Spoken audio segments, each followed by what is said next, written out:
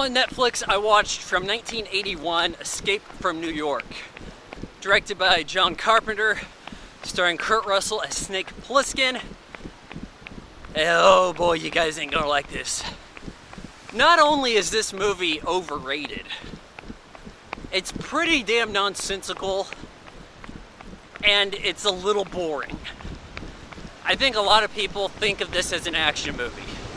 The premise: Air Force One crash lands behind within a prison grounds that is New York City. So in the future, actually I think this takes place in 1997. New York City, the whole Manhattan Island is a prison. It's sealed off. There's mines on the bridges. Hell, I don't know why you don't just blow the bridges. Mines in the water.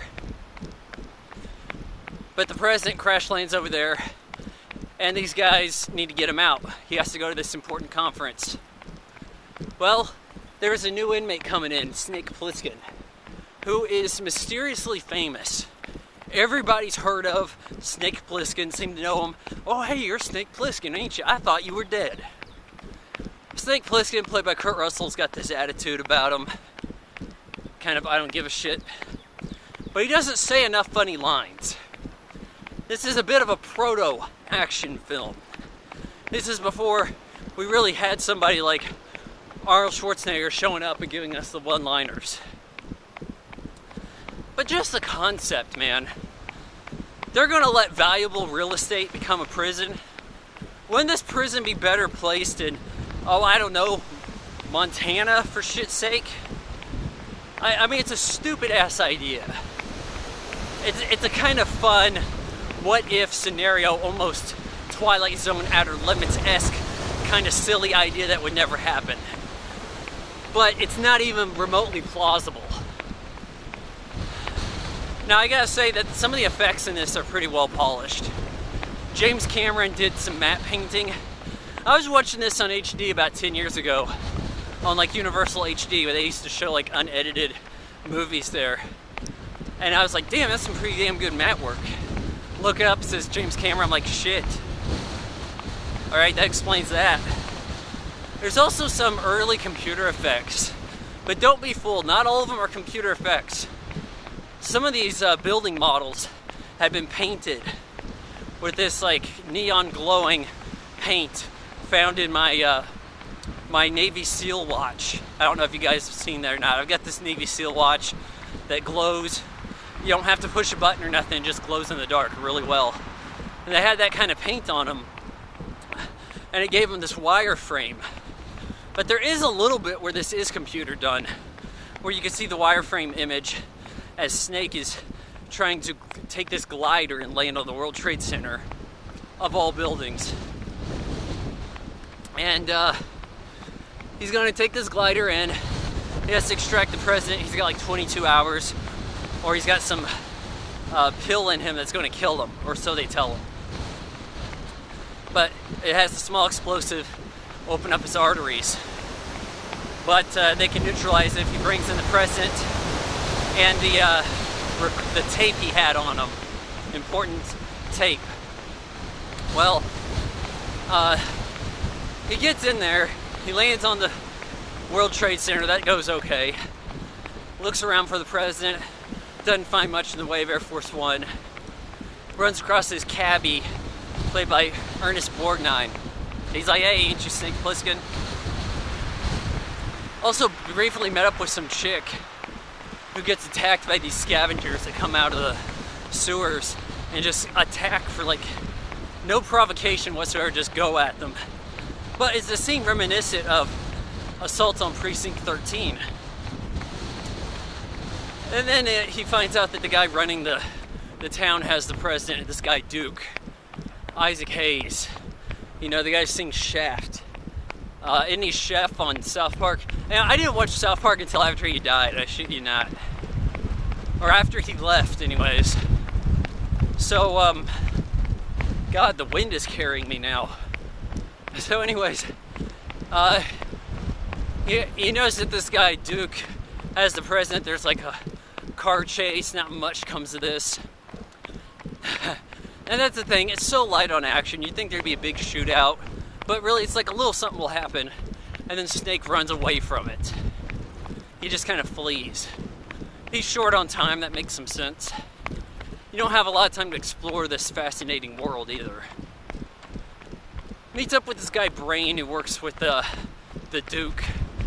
They did some mission together before, and this guy wigged out on him. Brain's wife or girlfriend or what have you is her name Adrienne Barbeau.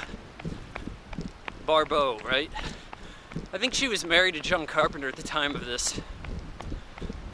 And she's like your resident tough chick.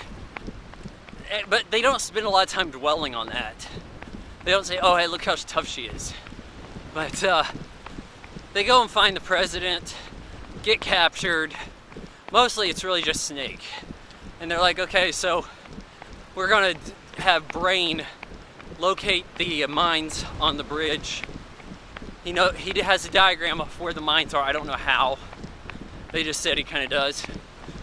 And so since he knows where the mines are, they can go across the Brooklyn Bridge and escape. But there's a fight, this like death cage match kind of thing. Well, it's not in a cage, it's in a boxing ring. Snake fights a big guy, beats him in the back of the head with a bat with a nail in it.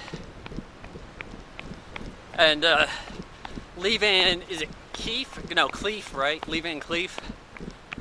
He's like the warden of the prison. He's kind of like the guy overseeing the operation. He's like, we're running out of time, but we got the tracking device went off with Plissken in it. Maybe he's onto something. We're not going to give in to their demands yet, all this kind of shit. Oh, but Brain and Barbeau, they go and try to get to the glider, try to escape, try to stab Snake in the back there. Doesn't really work. He catches up with them. They all try to flee with Cabby, with the president, who they manage to rescue, across the bridge.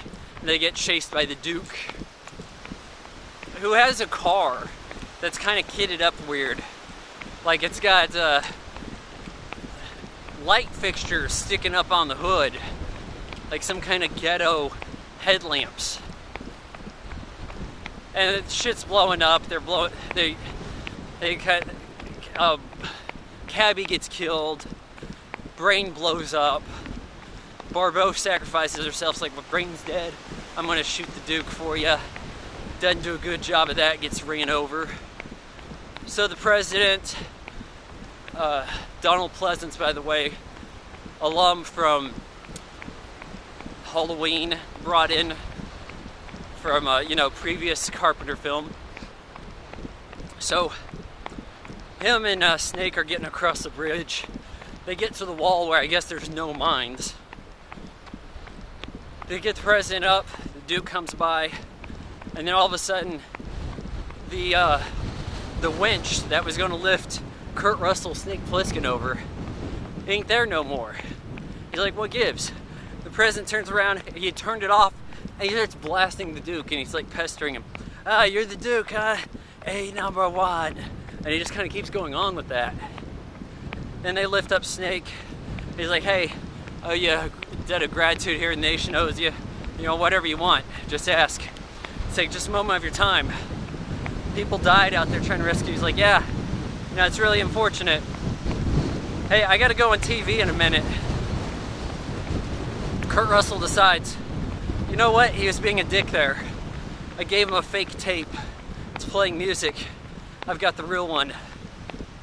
And then he just starts unraveling it at the end of the movie. Oh, and also the warden there, he's like, hey, Snake, we make a pretty good team. I think, what Snake say? He's like, I'll think about it, or no way, I don't remember. But there's things happening here that sound in description like an action movie.